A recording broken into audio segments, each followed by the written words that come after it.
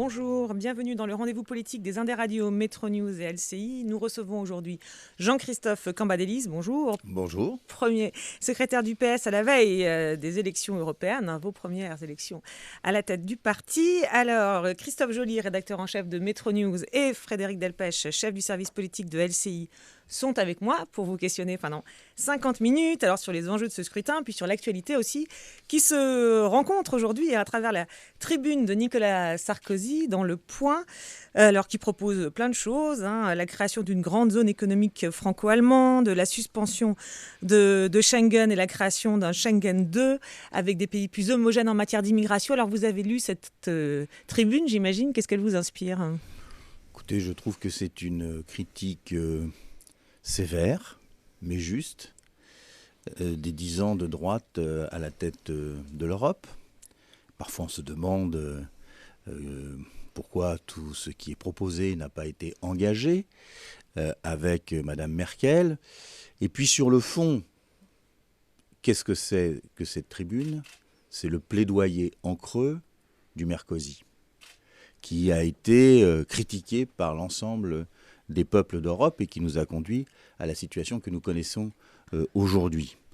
Donc Nicolas Sarkozy, indépendamment que cette tribune annonce son retour tonitruant dans la vie politique française, mais à part ça, je trouve qu'il est dans la continuité de ce qu'il n'a pas fait et de ce qu'il pensait nécessaire pour l'Europe, c'est-à-dire l'alliance avec Madame Merkel. D'accord. Alors, sur le sens politique, vous dites, c'est quoi ? C'est le signe de son retour, là Ceux qui n'ont pas compris. D'ailleurs, j'ai trouvé que M. Fillon, cueilli à froid à la sortie d'un meeting, déclarant, je pense que c'est sur LCI, déclarant que c'était pas anecdotique que cette tribune, mais enfin que c'était pas le centre de la campagne européenne, marquait bien l'agacement de son compétiteur pour la présidentielle à droite. Sur le fond de ce que propose Nicolas Sarkozy, enfin, c'est dans la droite ligne de ce qu'il avait déjà évoqué dans son programme de la présidentielle, sur la remise à plat de Schengen, sur la volonté de faire un Schengen 2. Est-ce que ça fait partie des propositions qui vous semblent intéressantes ? Écoutez, sur la question de l'immigration, il y a deux sujets. Il y a l'immigration légale et l'immigration illégale. Au niveau de l'immigration légale, Schengen est très utile. Au niveau de l'immigration illégale, il est évident qu'il faut faire un effort. L'Europe doit faire un effort, pas simplement la France et l'Allemagne. Tous les pays d'Europe doivent faire un effort pour être en capacité de mieux maîtriser nos frontières, pour dire clairement. Mais ce n'est pas suffisant non plus. Donc ce n'est pas simplement le problème de Schengen. Ce n'est pas suffisant parce qu'on ne réglera pas ce problème par la coordination de nos législations. On réglera ce problème en étant en capacité d'investir dans les pays où il y a le maximum de migrants. Ça veut dire que, par exemple, sur cette tribune très précisément, est-ce que vous considérez que Nicolas Sarkozy va sur le terrain, par exemple, de Marine Le Pen, puisqu'elle aussi demande une révision de Schengen ? Je crois que ceci ne lui a pas échappé, les sondages non plus, et il essaye de dérober le feu du débat sur l'immigration à Madame Le Pen, tout en restant compatible avec les centristes, ce qui va être tout le problème posé aux candidats de la droite lors des prochaines élections présidentielles, mais vous avouerez qu'on n'est quand même pas tout à fait dans le débat européen et dans même le débat national actuel. Oui, parce qu'il propose aussi un plus d'intégration des 18 pays ayant adopté l'euro, etc., donc il y a aussi toute cette dimension-là. Oui, il y a toute cette dimension-là, mais ce qui est intéressant, et ce qui est d'ailleurs, parlons-en, la divergence fondamentale entre la gauche et la droite, c'est que M. Sarkozy ne veut pas entendre la construction parlementaire. La commission, pour lui, n'existe pas. Il ne cite même pas le candidat à la présidence de la commission de la droite, c'est-à-dire M. Juncker. Pour lui, ça a été tout le sens de son travail quand il était à la présidence en France, c'est qu'en fin de compte, l'axe franco-allemand et non pas la commission, encore moins la dimension parlementaire. Alors que nous pensons qu'il y a un équilibre entre le Conseil, qui regroupe les États-nations, et le Parlement sur lequel devrait s'appuyer la Commission. Et c'est dans l'équilibre des deux que l'on peut tout à la fois répondre aux problèmes que l'on vient d'évoquer, c'est-à-dire une dimension législative et une dimension des États-nations. Alors, on reviendra sur cette question des européennes, mais il y a aussi dans l'actualité du jour le débat de ce soir sur France Télévisions. Alors, vous deviez participer, puis vous vous êtes désisté en faveur de Martin Schulz, pendant que François Bayrou se désistait aussi. Et puis finalement, François Bayrou sera dans le débat, Monsieur Schulz n'y sera pas. Alors, est-ce que vous pouvez nous expliquer ce qui s'est passé ? Ni moi. Alors, il faut revenir un petit peu. Il faut revenir un petit peu en arrière. Vous savez que dans une émission de la chaîne, Madame Le Pen avait refusé Martin Schulz, estimant qu'elle n'avait pas à débattre avec lui. Dans une précédente émission. Ce qui avait créé une polémique entre moi-même et la chaîne, et un petit peu pour se, je dirais pas rabibocher, mais pour montrer que le service public participait de l'information sur le débat européen, il y avait été fait proposition d'une émission avec les chefs de parti. À l'époque, j'avais dit pourquoi pas, mais franchement, Marine Le Pen et Jean-Luc Mélenchon sont candidats dans la grande région Ouest, pour l'un, dans la grande région Est. Qui participent bien au débat. Voilà, eux participent en tant que chefs de parti, mais en même temps, ils sont candidats à l'élection européenne. Et Marine Le Pen dans le Nord, ce qui était inégal pour nos têtes de liste, que ce soit ceux du Parti Socialiste ou d'autres formations. Alors donc, j'ai proposé qu'il y ait un débat européen, parce que c'est notre logique. Et j'ai dit, écoutez, moi je n'y vais pas et j'envoie Martin Schulz. Alors là, il y a eu quelques conciliabules. Il semblerait que tout en annonçant qu'elle était prête à débattre avec tout le monde, Madame Le Pen ne souhaitait pas débattre avec Martin Schulz. Elle a indiqué que je me défilais, qu'il y avait une lâcheté au niveau de mon attitude. Je lui ai proposé un débat. Nous avons débattu sur une chaîne il y a quelques jours. Et puis, la chaîne n'a pas voulu reprendre Martin Schulz parce que c'était Verhofstadt d'un autre côté, c'était José Bové possiblement pour les écologistes, et ils estimaient que ça ne permettait pas à chacun de pouvoir s'exprimer. Donc on en est resté au parti. Dans des conditions, j'ai dit, je n'irai pas. D'accord, mais du coup, vous déplorez cette organisation ? Parce que c'est la chaîne qui a cédé à Marine Le Pen ? Non, la chaîne a sa logique, je peux le comprendre, qui était d'essayer d'avoir les leaders des partis, mais ça va donner un débat qui sera fortement national et pas totalement européen. Donc nous nous sommes posé la question, vous verrez, ce sera la surprise de ce soir, comment montrer que pour nous, la question essentielle, c'est si on veut changer l'Europe, il faut changer de majorité et il faut mettre Schulz à la présidence de l'Europe. D'accord, donc il y aura une surprise. Il y aura une surprise. On va passer à l'actualité du jour. Alors cette actualité, c'est cette surprise à l'Assemblée nationale avec l'ajournement de la loi famille et visiblement une victoire pour l'UMP qui, par le biais de nombreux amendements, alors plus de 300 encore à examiner, a obtenu que le texte famille ne soit pas adopté, ne sera pas adopté la semaine prochaine, faute de calendrier. Pour l'instant, il n'y a pas de date annoncée. Alors est-ce que ça veut dire que vous considérez qu'il vaut mieux peut-être en rester là et mettre de côté cette loi famille qui pose et qui montre encore un certain de division?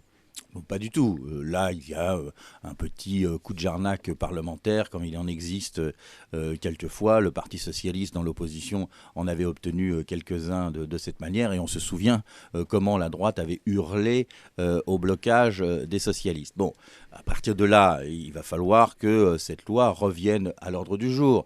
Je ne sais pas dans combien de temps et sous quelle forme, mais ce n'est pas un petit couac qui doit nous empêcher de continuer sur notre route dans ce domaine. Mais ça veut quand même dire que le Parti socialiste a des difficultés avec ces textes sociétaux et qu'il y a quand même une opposition et une résistance très très forte. Non. Le Parti socialiste n'était pas suffisamment mobilisé à ce moment parce que nous faisons campagne pour les élections européennes. La droite a décidé de bloquer le débat par les amendements et une surprésence par rapport à ce qu'il y a d'habitude dans l'hémicycle. Ce n'est pas pour moi l'élément essentiel. Je ne pense pas que la gauche soit perturbée par le texte famille. Mais vous pensez que c'est un texte essentiel, que le Parti socialiste doit vraiment se battre pour ce texte ? C'est un texte important et on a décidé de le mettre à l'ordre du jour. Il n'y a aucune raison que l'on cède sur cette question. Christophe Joly. Un mot sur la revente de la branche énergie d'Alstom à General Electric ou Siemens. Vous avez dit récemment qu'il ne fallait pas tomber dans la dépression politique immédiatement, à savoir que la France perdrait l'ensemble de ses industries, qu'il faut raison garder. Est-ce que vous avez l'impression qu'on est tombé dans la dépression, qu'il y a un risque, que le gouvernement en a peut-être fait trop dans cette affaire ? Non, mais je parlais des commentaires. C'est-à-dire que c'est typique de la situation française. Dès qu'il y a une situation comme celle d'Alstom, où le gouvernement ne peut pas grand-chose, puisque c'est une société de droit privé, et donc ils ont décidé de se vendre, ou tout du moins de trouver des acquéreurs à l'étranger. Alors tout de suite, c'est la faute du gouvernement. Que fait-il? Comment va-t-il protéger les intérêts français? Dans votre esprit, il n'y a pas d'inquiétude à avoir sur ce point? À partir du moment où il y a eu le décret de M. Montebourg qui sanctuarise et défend nos intérêts, je pense qu'on peut être rassuré. Nous, au Parti socialiste, qui ne sommes pas le gouvernement, nous avons toujours dit que nous étudierons la question, si cela nous est présenté, à partir du prisme de l'emploi et du maintien des centres de décision. D'accord, donc ce décret est une bonne chose. Ah, très bonne chose, oui, bien sûr. Va-t-il assez loin? Oh bah oui, là il va assez loin. Oui. Vous parliez des commentaires, il y a eu ceux aussi de Ségolène Royal, qui s'était exprimé sur le sujet, ça avait fait pas mal de vagues, qui a aussi taclé pas mal de membres du gouvernement au passage sur ce fameux dossier Alstom. Alors suite à ça, un sondage a révélé que pour 59% des Français, Ségolène Royal était plutôt un handicap qu'un atout pour François Hollande. Est-ce le cas selon vous? Vous savez, les sondages... Oui, mais... Je m'en méfie. Je m'en méfie parce que au Parti socialiste, quand je suis arrivé, j'ai vu la pile de sondages sur les élections municipales et je me suis aperçu qu'il n'y avait pas un seul sondage, mais pas un seul sondage qui était juste. Même pas une fourchette, qui était juste. Bon, passons. Donc, atout ou handicap? Sondage sur Ségolène Royal. Non, je pense que c'est un atout, Ségolène Royal, pour le Parti socialiste et pour le gouvernement. D'abord parce que c'est une femme qui est très déterminée, qui est combative, qui a le sens populaire. Après, sa manière de faire, évidemment, mais je pense que c'est une bonne chose. Oui. Enfin, quand même, on l'a vu, alors il y a le dossier Alstom, effectivement, elle se prononce pour General Electric, et puis hier, on a encore vu, à la sortie du Conseil des ministres dans la cour de l'Élysée, Ségolène Royal se lancer dans une longue diatribe sur la réforme territoriale, et en creux critiquer la fusion des régions en disant qu'il fallait que les Français étaient attachés à leur région, qu'il fallait regarder ça au compte-gouttes, il fallait respecter les régions, etc. Et est-ce que c'est vraiment le rôle d'une ancienne présidente de région de s'exprimer dans la cour de l'Élysée? Tout à fait. Elle est interrogée, elle répond aux questions. Mais je suis un peu étonné de votre question parce qu'elle s'intègre dans la réforme territoriale puisqu'elle propose une fusion de deux régions. Donc elle a parfaitement compris le film tel qu'il va se dérouler. On avait cru comprendre quand même que Manuel Valls souhaitait que les ministres ne s'expriment pas à tort et à travers sur tous les sujets. Bien sûr, mais vous titillez Ségolène Royal sur son point faible, c'est-à-dire la nécessité ou la possibilité de répondre à vos questions. Oui, mais vous parlez d'un point faible. La question qu'on se pose, c'est justement parce qu'il y a aussi la question de l'écotaxe, où elle s'est exprimée pour la suppression de l'écotaxe dès son arrivée au gouvernement, sans attendre le retour de la mission parlementaire, ce qui a aussi provoqué un petit couac. Alors là aussi, non, ne faites pas de Ségolène Royal le mouton noir du gouvernement. Elle est là à sa place, elle parle sur des sujets qu'elle connaît. Et si elle continue comme ça, il n'y aura pas de problème? Ça dépend si elle prend une position orthogonale au gouvernement. Je crains qu'il y ait un souci, mais ce n'est pas son cas aujourd'hui. Enfin, vous savez, moi, je ne suis pas porte-parole du gouvernement. Il faut poser ces questions-là à Stéphane Le Foll. Pour revenir à la réforme territoriale, elle annonce son souhait de voir sa région Poitou-Charentes fusionner avec le Pays de Loire. Or, Pays de Loire s'oriente vers la Bretagne. Ne parle-t-elle pas un peu vite? Non, mais à partir de... Vous savez, d'abord, cela démontre quelque chose. C'est que l'annonce du président de la République, le 14 janvier, les déclarations du Premier ministre sont en train de prendre sens. C'est-à-dire que tout le monde a compris qu'il va y avoir une réforme territoriale et que l'on va modifier notre dispositif administratif ou politique qui est en place depuis Napoléon. Et évidemment, il y a là quelques traditions, quelques histoires, et ce n'est pas anormal que cette modification conduise à quelques tensions ici ou là, mais nous irons jusqu'au bout. Pour finir sur la question de l'écotaxe, vous étiez pour son maintien fin 2013, son maintien et aménagement, vous l'êtes toujours aujourd'hui? Le Parti socialiste l'est toujours. Après, on peut discuter de la manière dont les choses peuvent se faire, portique par portique. D'ailleurs, il y aura sûrement une réflexion sur la manière dont le gouvernement précédent a mis en place ce dispositif. Alors, Jean-Christophe Cambadélis, vous êtes à la tête donc, du Parti socialiste. Il y a eu quelques voix au sein du PS pour évoquer la possibilité d'organiser des primaires pour 2017 pour désigner un candidat pour le Parti socialiste pour l'élection présidentielle. ça souligne bien évidemment la faiblesse de François Hollande et les interrogations sur le fait que le chef de l'État soit en mesure de se représenter. Alors, est-ce que tout de même, en installant Manuel Valls à Matignon, François Hollande n'a pas mis en place en quelque sorte un rival au sommet de l'État et créé les conditions d'une possible concurrence pour 2017? Bon, il ne vous a pas échappé qu'à peine arrivé à Solferino, cette question m'a été posée et j'ai répondu non. Ce n'est ni le moment, ni la logique que nous avons engagée. Après, vous savez, il faut se féliciter de la popularité de Manuel Valls, qui ne se dément pas jour après jour, malgré un certain nombre de mesures qui ne sont pas les plus populaires développées par le dit gouvernement. Et puis au bout, je pense que on verra. Dire primaire, c'est préjuger le fait que le président de la République ne peut pas se redresser dans les sondages. Moi, je crois qu'il le peut. Et à ce moment-là, il pourra tranquillement être candidat. D'abord parce que je pense que la politique économique va porter ses fruits. Ensuite parce que on aura le trop-plein de candidats à droite et dans l'ensemble de l'échiquier politique, et qu'il restera une référence. Ensuite, parce que je suis à peu près persuadé que Manuel Valls ne souhaite pas challenger le président de la République dans ses perspectives présidentielles. Enfin, je pense que le président de la République a eu parfaitement raison de dire à Clermont-Ferrand que le problème qui était posé pour l'instant, je sais que ça nous occupe, vous journalistes et hommes politiques, je ne vais pas faire comme si ça n'existait pas, mais disant la question essentielle, c'est la lutte contre le chômage. Mon destin, on verra après. Oui, on verra après, mais si tout ça, ce scénario ne se produit pas et qu'il reste à 18% dans 1 an, dans 2 ans, alors est-ce que vous, justement, vous ne devez pas quand même envisager cette question des primaires, si ce scénario... Donc vous avez dit si ce scénario, mais moi je dis que ce scénario ne se posera pas. Donc pourquoi voulez-vous que j'envisage toute une série de conséquences d'un scénario qui ne se passera pas Alors, on va parler des précédentes primaires. Vous souteniez Martine Aubry à l'époque, Tout à fait. et non François Hollande. Il vous arrive de faire le scénario si elle était à sa place? Qu'est-ce qu'elle aurait fait de différent? Elle aurait sûrement fait d'autres choses. Et en même temps, ils ont été dans le débat, on l'avait vu, de deuxième tour des primaires, convergents sur l'essentiel. Donc non, je ne suis pas dans... Parce que vous aviez dit que la ligne, si j'ai bien compris, la ligne actuelle, elle a été définie à la primaire. Sous-entendu, c'était quand même la ligne de François Hollande qui a été choisie lors de la primaire, donc ils n'étaient pas tant sur cette ligne.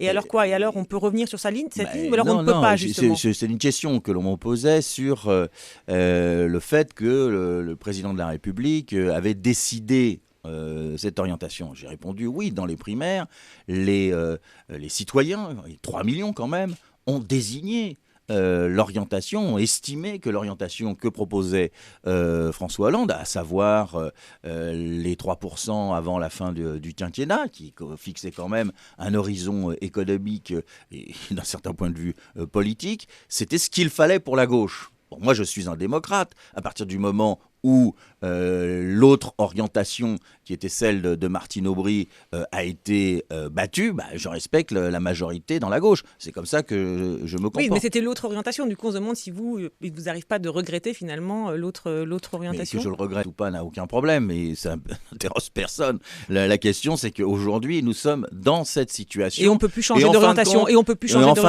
Et en fin de compte, je trouve que la pratique a quand même une certaine élasticité. La preuve, nous ne sommes pas encore aux 3%, même si nous travaillons avec acharnement pour réduire nos déficits. Et il y a une politique qui est à la fois de l'offre, c'est-à-dire permettant aux entreprises de pouvoir investir, et de la demande, avec les récentes mesures prises par le Premier ministre, mais avec bien sûr l'accord du président de la République, sur les plus bas salaires sortant de l'impôt. Je voudrais revenir sur ce que vous disiez là, il y a un instant concernant Manuel Valls. Vous disiez qu'il ne souhaitait pas challenger François Hollande pour 2017. Qu'est-ce qui vous fait dire que Manuel Valls n'a véritablement aucune ambition présidentielle pour 2017 ? Mais parce que contrairement à vous, je le vois toutes les semaines. et Et 2 qu'est-ce fois qu'il par vous dit semaine. alors? Il ne me parle pas, vous savez, il ne me parle pas de cette question-là. Il est plus préoccupé par les comptes de la nation que par le débat sondagier sur sa popularité relative au président. Et vous conseillez à François Hollande de se concentrer maintenant exclusivement sur 2017, sur préparer sa réélection? Ah non, surtout pas. Je dis que le président de la République doit se concentrer sur ce qui fait sujet en France, à savoir la nécessité d'assainir nos finances publiques et de relancer la croissance et de faire en sorte que celle-ci soit relancée au niveau européen. Et aujourd'hui, Christophe, est-il le meilleur candidat pour 2017? Oui, je ne vois pas d'autre. Il n'y a pas d'autres candidats. Donc il est le meilleur. À partir du moment où il n'y a pas d'autres candidats, c'est le meilleur. Bon, Jean-Christophe Cambadélis, donc invité des Indes Radio Métro News et LCI. On va en venir maintenant aux élections européennes donc, de dimanche, qu'on a un petit peu commencé à évoquer. Alors, comme beaucoup au Parti Socialiste, hein, vous vous inquiétez, enfin en tout cas vous avez beaucoup commenté hein, les scores, donc, du moins dans les sondages du Front National, les intentions de vote vis-à-vis du Front National.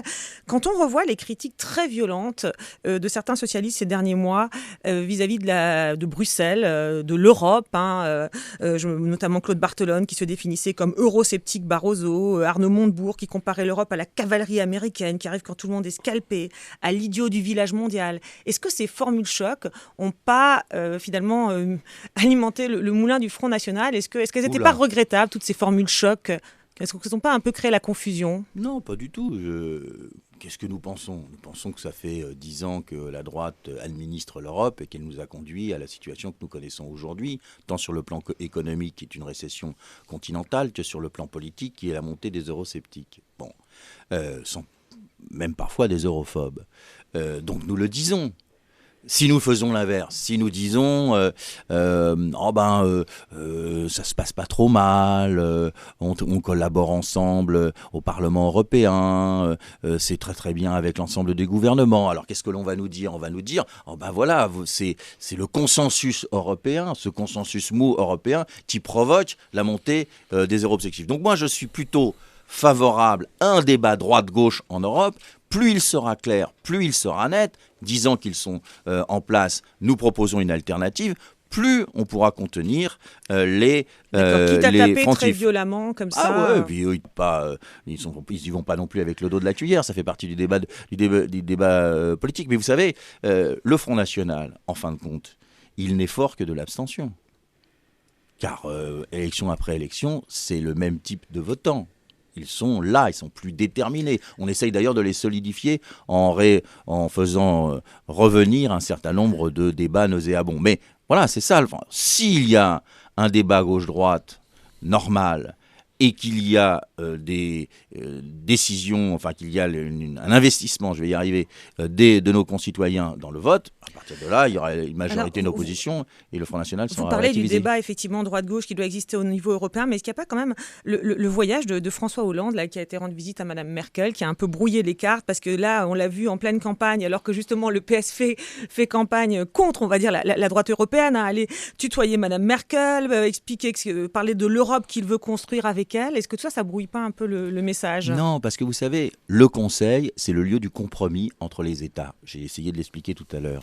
Et le Parlement, c'est le lieu du rapport de force des peuples. Donc dans le Conseil, chaque État discute, essaye d'avancer dans le cadre contraint des traités adoptés précédemment. Et puis, au niveau du Parlement, maintenant qu'il n'y a plus ce compromis historique entre la social-démocratie et la démocratie chrétienne, qui était le cas jusqu'auparavant, maintenant on va avoir une majorité et une opposition, eh bien on peut construire un rapport de force. Je vais vous donner un exemple. Quand Martin Schulz dit, qui est notre candidat des 28 partis sociaux-démocrates à la présidence de la Commission, quand il dit si la France a besoin d'1 ou 2 années de plus pour les 3%, pour les 3%, on va lui donner. Quand il dit, dans les fameux 3%, on pourrait retirer les dépenses d'investissement, par exemple la dotation de la France au budget communautaire, Je suis désolé, ce n'est pas l'orientation développée, ce que j'appelle ordolibérale, c'est-à-dire orthodoxe sur les traités, et encore une lecture hémiplégique des traités, puisque c'est simplement la stabilité et pas la croissance. Donc, vous voyez bien qu'il y a une autre manière au Parlement. Alors après, si le Parlement européen décide ou propose ce que je viens de dire, de l'autre côté, il y aura le Conseil, et puis il y aura un compromis entre les deux. On est en train de construire une architecture très particulière de la construction européenne qui a échappé à Nicolas Sarkozy dans son papier. Alors là, ce sont des arguments effectivement qui portent sur l'Europe, mais on a quand même le sentiment que dans cette campagne, l'élection de dimanche va se jouer, comme d'ailleurs pour les élections municipales, sur un rejet ou non de François Hollande et du gouvernement. Est-ce que ce n'est pas le risque de cette élection ? Je ne crois pas.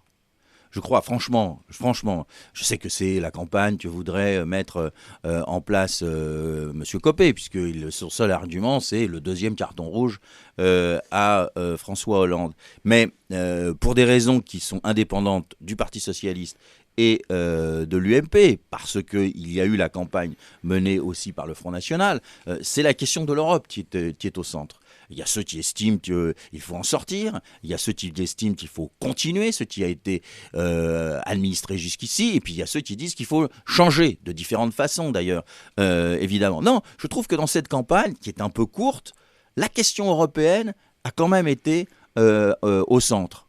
Mais de la part des eurosceptiques, enfin c'est quand même la campagne se joue. Ça c'est un autre débat. Donc la campagne se joue sur les arguments des eurosceptiques. Bon, donc là on passe à un autre débat. C'est vrai, je le regrette. Je le regrette. Vous êtes parti trop tard en campagne. Nous sommes partis au Parti socialiste bien avant tout le monde.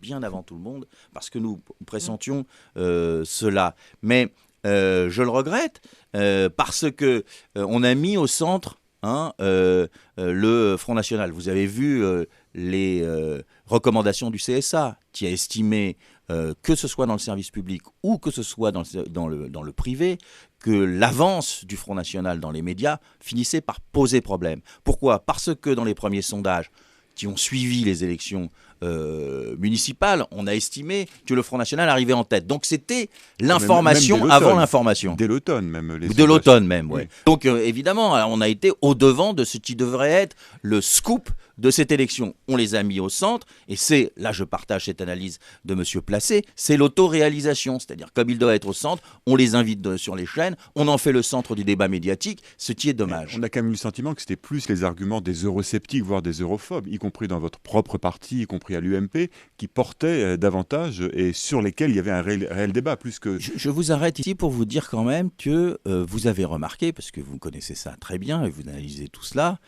qu'au Parti socialiste, dans cette campagne, il n'y a pas eu de couac europhobe ou eurosceptique. Depuis que vous êtes arrivé effectivement à la tête du PS. Voilà.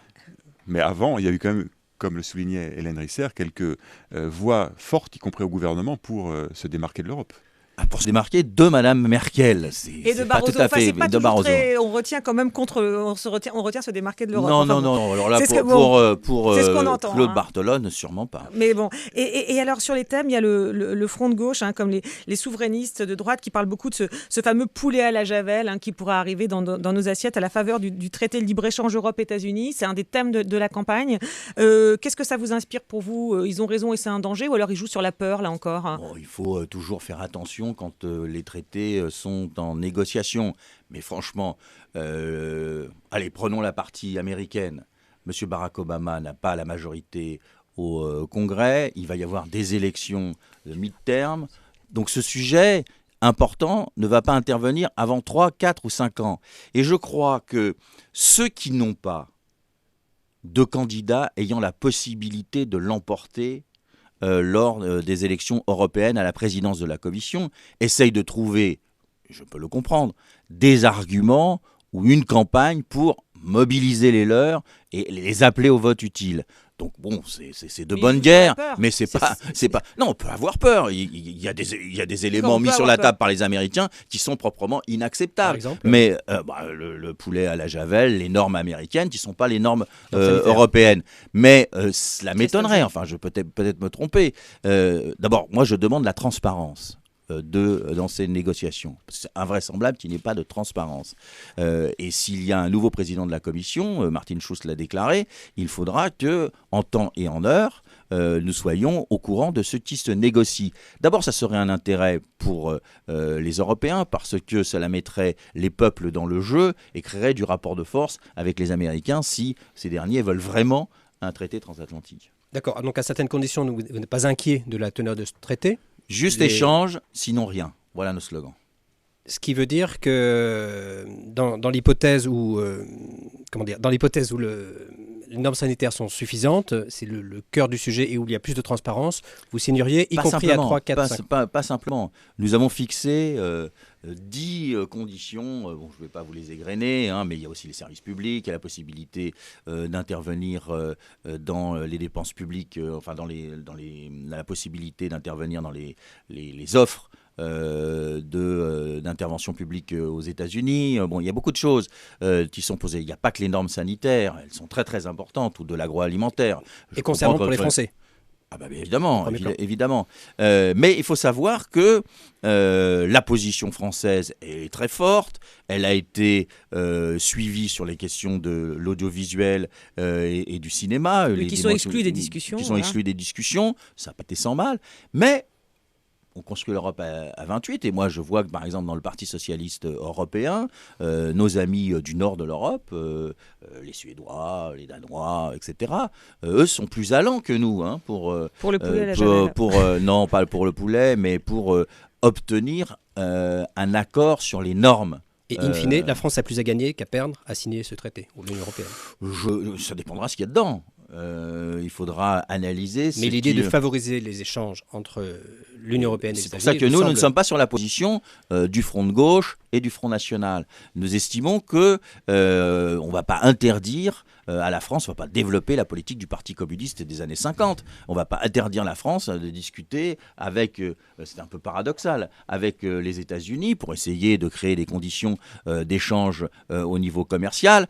Et alors que, pas les mêmes, mais pour Marine Le Pen, elle estime qu'on devrait se rapprocher de M. Poutine. Frédéric Delpech.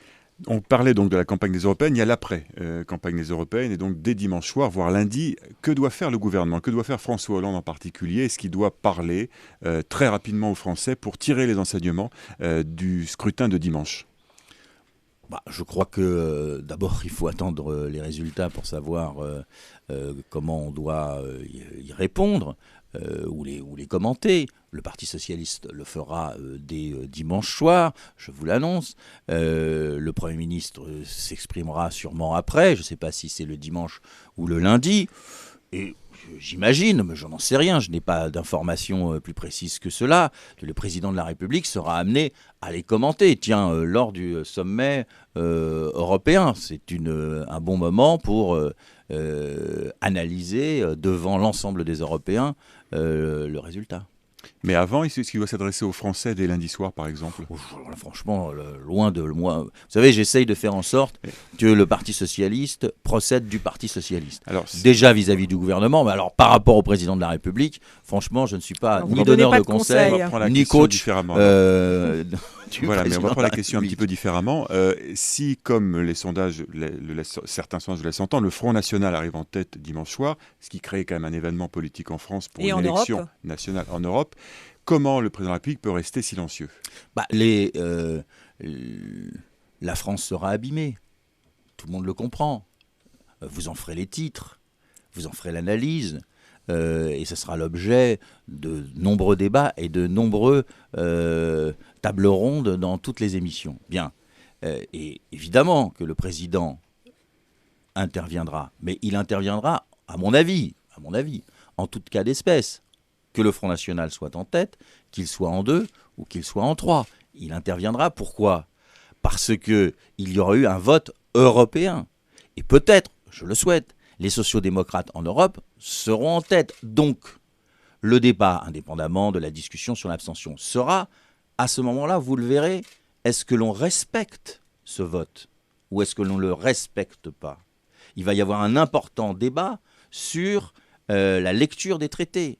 Est-ce que si Martin Schulz arrive en tête, Mme Merkel dit c'est Martin Schulz? Ou est-ce que s'il n'arrive pas, ou s'il arrive en tête, est-ce que Van Rompuy, comme il le laisse entendre, dira bon, on va choisir un autre socialiste? Et là, vous allez avoir un débat qui va être extrêmement important. Donc, le président de la République s'exprimera sur toutes ces questions. Enfin, on a cru comprendre que les choses étaient un petit peu ficelées déjà, non? Sur le choix du futur président de la Commission, il y a visiblement un accord entre les socialistes européens, une partie de la droite européenne pour... Vous me l'apprenez? Non, je ne sais pas, c'est une question, non? Il y a des rumeurs, on entend parler de... Oui, mais vous savez, moi, les rumeurs, j'ai l'habitude de les mettre de côté parce qu'elles sont dans un sens ou dans un autre. Regardez, qu'est-ce que l'on dit? On dit qu'il y a eu un accord, un site a expliqué que Spiegel avait indiqué qu'il y avait un accord avec Merkel et Martin Schulz pour qu'il soit président de la Commission. Quand on regarde le Spiegel et qu'on les interroge, ce que j'ai fait au téléphone, ils disent on n'a jamais dit ça. On a suggéré que dans le cadre de la négociation qu'il y avait entre le SPD et Mme Merkel, cette question avait dû être posée. Donc vous voyez, les rumeurs sont parfois infondées. Alors, vous disiez que vous n'étiez pas le coach de François Hollande. Pendant longtemps, on vous qualifiait de sniper. Hein, c'était un terme qu'on vous appliquait souvent. Aujourd'hui, depuis que vous êtes à la tête du PS, vous êtes plutôt dans l'accompagnement du gouvernement. C'est un peu l'impression qu'on a, non? Non.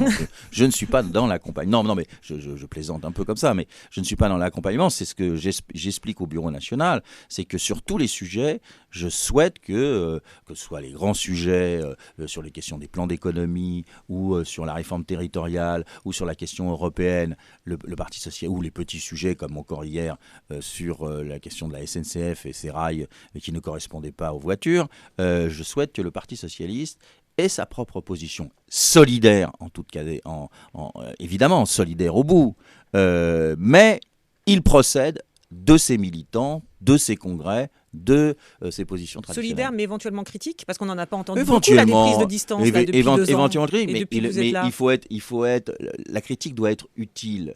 Si la critique vise à blesser, si la critique vise à casser, si la critique vise à abîmer, ça ne sert strictement à rien. Elle doit être utile. Une critique utile, exemple d'une critique utile. Exemple d'une critique utile, c'est qu'au lendemain de la déclaration du Premier ministre sur son plan d'économie, nous avons dit, n'oublions pas ni les petites retraites, ni le RSA, ni la nécessité pour les parlementaires de pouvoir contrôler l'application du CICE et l'application du plan d'économie. Voilà, c'était une critique. C'était une critique. Oui, c'était n'oublions pas, c'est une critique. Ah évidemment, c'était pas dans le texte. Vous auriez pu dire, mais parce que c'est comme ça. Il y a un côté, c'est difficile à le comprendre, mais vous verrez, ça viendra petit à petit. Vous auriez pu titrer le Parti socialiste prend ses distances par rapport au texte de Manuel. Ce n'était pas le cas, mais vous auriez pu le dire. Est-ce que ça veut dire que le PS, au cours des 2 années écoulées, on peut considérer qu'il était assez peu audible? Vous avez comme mission, vous êtes fixé comme objectif de le réveiller un peu?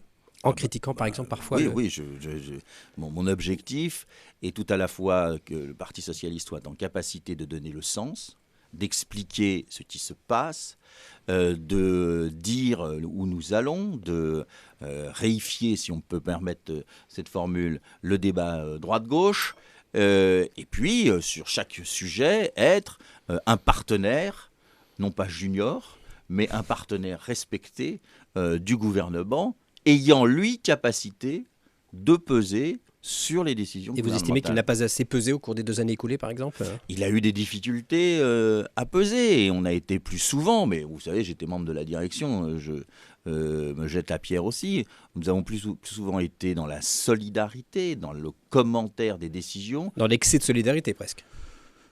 C'est une formule qui pourrait être retenue, oui. Comment vous allez faire, ou comment vous faites, peut-être c'est déjà au présent, pour essayer de juguler cette fronde, cette grogne des 41 récalcitrants, les députés socialistes qui n'ont pas voté ce plan d'économie de Manuel Valls? Est-ce que c'est une opposition interne durable, à votre avis, ou est-ce que c'était purement circonstanciel? Il y a un peu des deux. Vous voyez bien qu'il y a dans ces 40 des camarades, des militants, des responsables qui sont hostiles à la politique menée, mais avant l'élection présidentielle. Ils sont hostiles depuis très longtemps. Ce sont les représentants de la gauche du parti. Et puis, il y a d'autres responsables qui sont ici plus critiques, ou d'autres qui veulent faire des propositions. Moi, ce que je veux éviter, c'est que les uns et les autres s'enferment dans des impasses, que l'on soit dans un dispositif, je dirais, de sécession, qu'en fin de compte, on ne juge pas les textes sur ce qu'ils sont, mais sur un préjugé qui est que l'on ne pourrait plus être d'accord avec le gouvernement. Mon rôle, c'est d'éviter ça d'un côté. De l'autre, je le dis à tous mes amis, c'est d'éviter aussi que la majorité, qui est ultra majoritaire, au groupe, au bureau national et dans le parti, ne s'agace trop des prises de position, parfois abruptes, pour se faire reconnaître dans les médias, les camarades. Donc moi, j'essaye d'éviter que les tensions soient telles que nous ne puissions pas travailler ensemble. Il faut travailler ensemble. Mais vous dites les positions pour se faire reconnaître dans les médias, c'est 41 frondeurs, c'est quoi? C'est ça leur objectif, en fait? C'est d'exister médiatiquement? Ou alors avec quand même des critiques légitimes? Écoutez, vous n'allez pas être naïve. Vous savez bien qu'il y a tout à la fois des problèmes de fond et des interrogations, ce qui est bien normal, vu les difficultés dans lesquelles nous sommes et les déficits publics que nous avons et qui nous ont été laissés par la droite et la manière dont lui faire face. D'ailleurs, personne ne remet en cause. C'est la nécessité de faire des économies. Et puis, il y a, même dans les 41, je suis désolé, une compétition pour en être le champion. C'est pas anormal. Je regarde ça avec, d'ailleurs, un peu d'amusement, parce qu'ils ne sont pas exempts, eux aussi, de contradictions. Mais je m'intéresse aussi aux plusieurs dizaines, centaines de parlementaires qui ne sont pas sur cette orientation. Je suis obligé de prendre compte quand même. D'accord, vous regardez ça avec amusement, quoi, pas en les serbaudant. Non. Amusement dans la compétition de leadership. Pas sur le fond, qui me semble, lui, extrêmement sérieux. Donc clairement, vous les recevez les uns après les autres, vous leur expliquez qu'il faut quand même qu'ils soutiennent davantage le gouvernement, qu'ils votent le budget à l'automne, etc. etc. J'essaye de trouver les chemins du rassemblement des socialistes, mais parfois aussi, j'écoute ce qu'ils ont à dire, parce que je ne suis pas dans la posture de tout ce que dit un tel est obligatoirement faux et tout ce que dit l'autre est obligatoirement juste. Au Bureau national du Parti socialiste, nous essayons, à notre manière, d'être totalement hollandais, donc de faire des synthèses. Jean-Christophe Cambadélis, donc invité des Indes Radio Métro News et LCI. Il nous reste un peu plus de 10 minutes à passer ensemble avec les questions des radios. Alors la première concerne la réforme territoriale. On l'a déjà un petit peu évoqué en début d'émission. Elle vous est posée par Denis Lebars, rédacteur en chef d'Alouette, dans l'Ouest. Monsieur Cambadélis, dans le Grand Ouest comme partout en France, de nombreux présidents de conseils généraux, et en particulier des présidents socialistes, s'élèvent contre le projet de suppression des conseils généraux dans le cadre de la réforme territoriale. Sur cette question des départements, quelle est la position du Parti socialiste ? Le Parti socialiste a adopté une position assez simple qui était de dire que notre processus ou notre manière d'organiser le territoire n'était pas efficace sur le plan économique, n'était pas juste sur le plan des égalités et n'était pas transparent sur le plan démocratique. Donc nous sommes pour la réforme.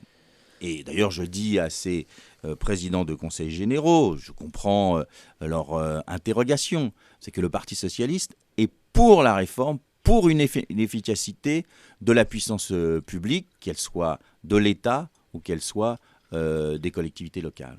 Au sujet du regroupement des régions, Alain Rousset, président de la région Aquitaine et président des régions de France, a mis en garde contre un risque de jouer au puzzle. Est-ce que vous avez le sentiment qu'on est en train de jouer au puzzle, notamment en mariant Poitou-Charentes avec Pays de Loire ou avec Aquitaine ou avec... Ça va être le jeu. Au risque d'oublier les prérogatives des régions. Si le gouvernement va dans ce sens, si le président de la République se prononce, à ce moment-là, on peut lancer un jeu avec qui voulez-vous vous marier, évidemment. Mais je crois qu'il faut chercher l'efficacité, là aussi. Et puis, il ne faut pas perdre de vue que cette réforme, ce n'est pas une réforme pour la réforme, c'est une réforme pour répondre à la demande des Français qui trouvent que quand on est une entreprise, on doit frapper à 5, 6 ou 7 guichets pour avoir des dossiers qui soient pris en compte. Quand on est un homme ou une femme âgée, la dimension de l'APA n'est pas obligatoirement la plus facile à obtenir, et ainsi de suite.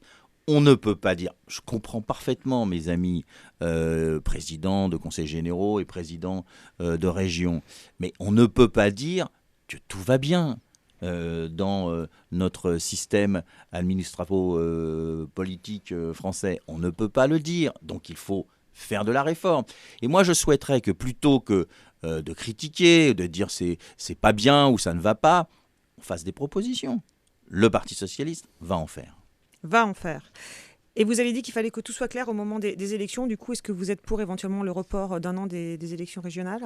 À partir du moment où on fait la réforme, je suis pour le report des élections, parce qu'il n'y a rien de pire que des élections dans lesquelles, les candidats ne sauraient pas où ils atterrissent et ceux qui sont amenés à défendre dans les années suivantes, et deux, où les personnels, auxquels il faut penser principalement, se retrouveraient dans une situation où ils ne sauraient pas où ils... il faut reporter, quoi. Donc il faut reporter. Après, quand, ça c'est pas mon sujet.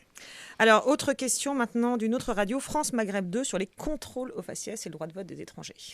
Monsieur Cambadélis, bonjour. Christophe Roux, de la radio indépendante France Maghreb 2. Les Français portent un regard sévère sur les hommes politiques et doutent de la crédibilité de leur discours, qui fait le grand écart entre les promesses électorales et leur mise en application une fois au pouvoir. En ce qui concerne plus précisément votre parti, le président François Hollande, alors candidat socialiste, a pris 2 engagements à travers les propositions 25 et 27 de son programme, c'est-à-dire une expérimentation d'un système d'attestation remis par les policiers lors de contrôles d'identité et le droit de vote des étrangers aux élections locales. À ce jour, ni l'une ni l'autre ne sont entrées en vigueur, et je dirais pour la seconde depuis 1981. Que peut faire le premier secrétaire du PS pour pousser son parti à honorer ses engagements ? Alors, sur le premier sujet, le contrôle au faciès, il y a eu un débat, il a été tranché par le précédent gouvernement, donc on ne va pas y revenir. Sur le deuxième sujet, je peux vous annoncer que le Parti socialiste va lancer une campagne à l'automne sur le droit de vote des étrangers. Pourquoi ?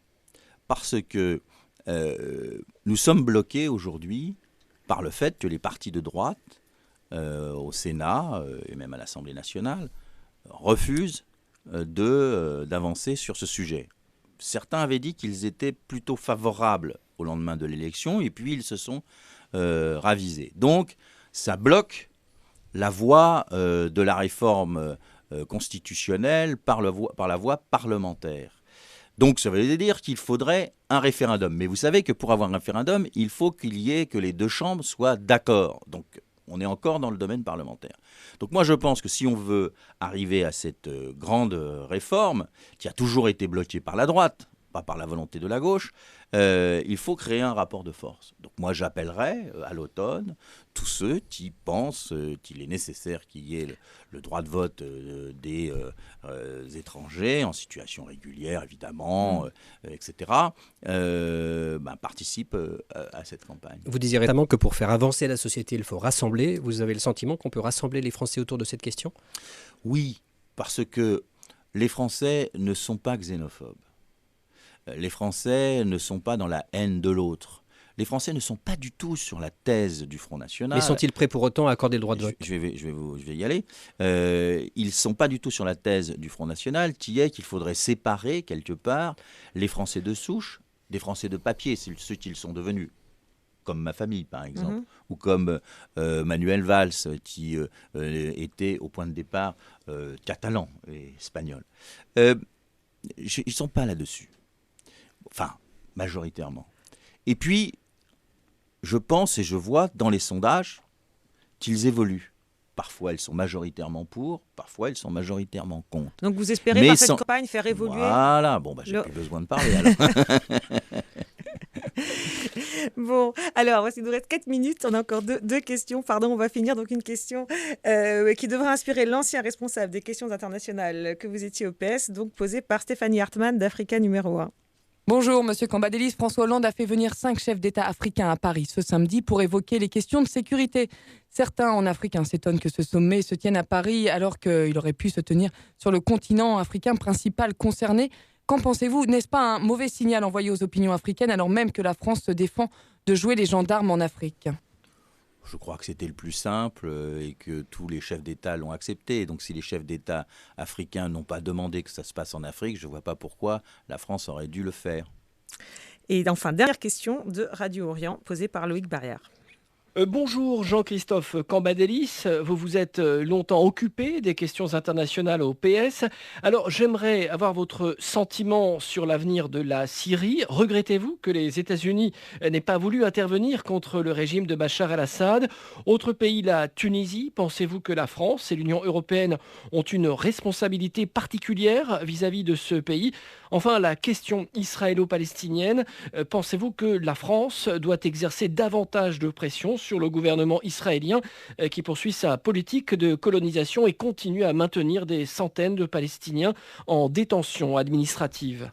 Bon, là, il nous faudrait une nouvelle émission Voilà, pour il les nous trois. reste même pas 2 minutes. Alors, Allez, je dirais que je regrette pas simplement la position américaine, je regrette la dérobade anglaise qui n'a pas voulu participer alors qu'ils avaient participé à l'intervention en Libye. Je dirais que l'Europe doit s'ouvrir sur le Maghreb, que l'Euro-Méditerranée est une question stratégique majeure pour l'ensemble des Européens. Donc la question de la Tunisie serait posée, mais aussi la question israélo-palestinienne, parce que mon idée, c'est que l'on n'avancera pas dans l'Euro-Méditerranée, pourtant nécessaire à tout point de vue dans le cadre de la mondialisation, si on n'arrive pas à avancer sérieusement sur le conflit israélo-palestinien. Mais pour le régler, on ne peut pas dire qu'un camp doit gagner contre l'autre, parce que ça rend impossible l'avancée des négociations.